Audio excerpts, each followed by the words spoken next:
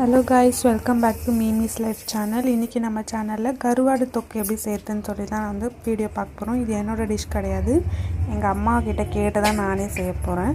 So என்னோடய சேனலை subscribe பண்ணி வச்சுக்கோங்க. வாங்க வீடியோக்குள்ளே போகலாம்.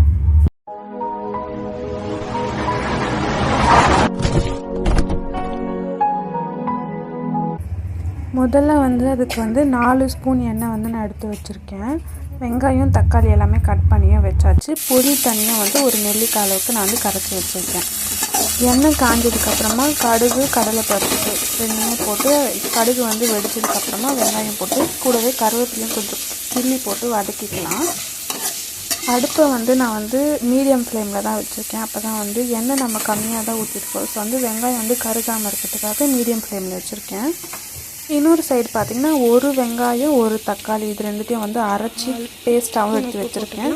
உப்பு பார்த்திங்கன்னா ஒரு 1/4 ஸ்பூன் அளவுக்கு நான் போட்டுக்கிறேன். ஏன்னா நம்ம கருவாடுலேயே உப்பு இருக்குங்கிறதுனால நான் கொஞ்சம் கம்மியாகவே போட்டுக்கிறேன். மஞ்சள்தூள் வந்து ஒரு 1/2 சிட்டிகை அந்த மாதிரி போட்டுக்கலாம். மஞ்சள்தூள் போட்டு நல்லா வதக்கி எடுக்கோங்க.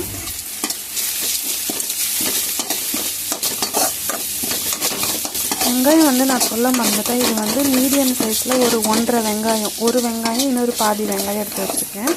அப்புறம் வந்து அரைக்கிறதுக்கும் வந்து நம்ம ஒரு வெங்காயம் எடுத்து வச்சுருக்கோம். ஸோ வந்து இது 1.5 வெங்காயம் மட்டும் கட் பண்ணி போட்டு வதக்கியிருக்கோம்.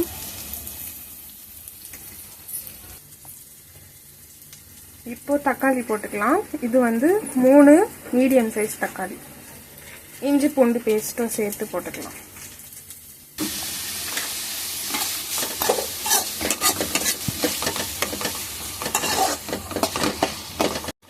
தக்காளி வந்து பெருசாக இருக்கிறதுனால நீங்கள் கொஞ்சம் நல்லா நசுக்கி விட்டுக்கோங்க கொஞ்சம் நேரம் கழிச்சு. இது வந்து ஒரு வெங்காயம் ஒரு தக்காளி வந்து அரைச்சி வச்சுருக்கோம் பேஸ்ட்டாக. இப்போ அதை வந்து நம்ம கூடவே ஆட் பண்ணிக்கலாம்.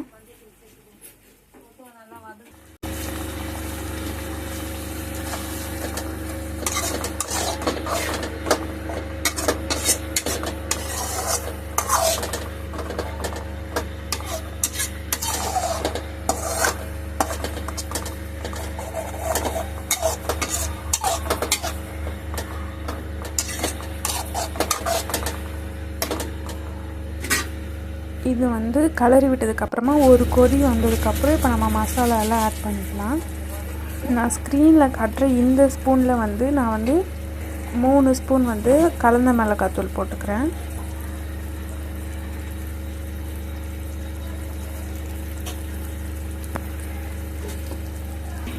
அதுக்கப்புறம் சிக்கன் 65 மசாலா வந்து கொஞ்சம் ஆட் பண்ணிக்கலாம் அப்படின்னு சொல்லி நான் அதுவும் ஆட் பண்ணிக்கிறேன். இப்போ வந்து மசாலாலாம் நல்லா கொதிச்சதுக்கப்புறமா புளி தண்ணி வந்து ஆட் பண்ணிக்கலாம். புளி தண்ணி வந்து ஒரு சைஸ் நெல்லிக்காய் அந்த புளியை வந்து கரைச்சி அதை ஃபில்டர் பண்ணி அந்த தண்ணி தான் நம்ம ஆட் பண்ணிக்கிறோம். இதை ஆட் பண்ணிவிட்டு இதையும் நல்லா கொதிக்க விட்டுக்கலாம் கொஞ்சம் நேரம்.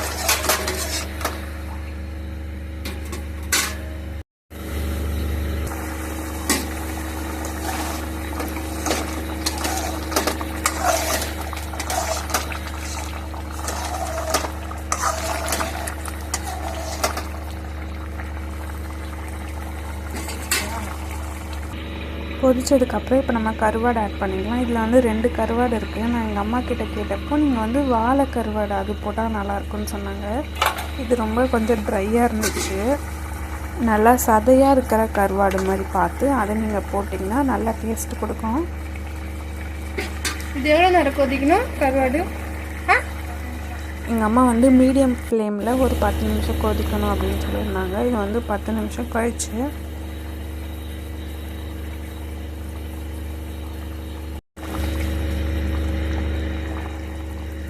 எங்கள் அம்மா கருவாடு தொக்குன்னு சொல்லி ஏமாற்றி கருவாடு குழம்பு செய்ய வச்சுட்டாங்க. ஸோ கருவாடு குழம்பா செய்கிறீங்க அப்படின்னா வந்து நம்ம ஒயிட் ரைஸுக்கு வச்சு சாப்பிட்டா நல்லாயிருக்கும். கடைசியாக வந்து கொத்தமல்லி வந்து தூவி நான் வந்து இறக்கிட்டேன்.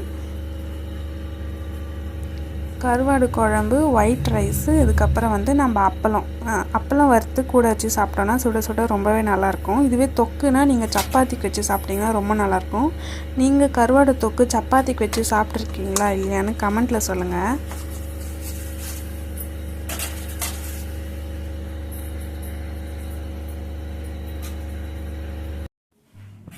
இப்போ இப்போ வந்து நான் சாப்பிட போகிறேன். நீங்கள் இதை ட்ரை பண்ணி பாருங்கள். நல்லா இருந்துச்சா இல்லையான்னு எனக்கு மறக்காமல் சொல்லுங்கள். தேங்க்ஸ் ஃபார் வாட்சிங்.